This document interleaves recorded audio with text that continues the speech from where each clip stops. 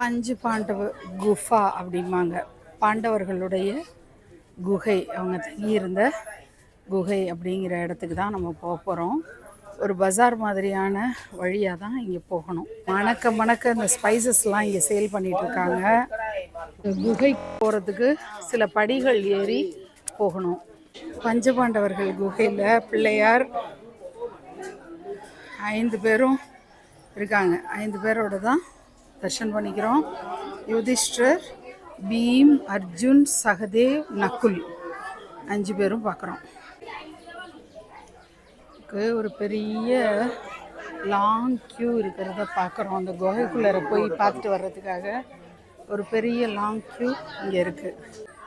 பஞ்சபாண்டவ குகையிலையும் ஒரு குண்டு இருக்கிறத பார்க்க முடிஞ்சுது.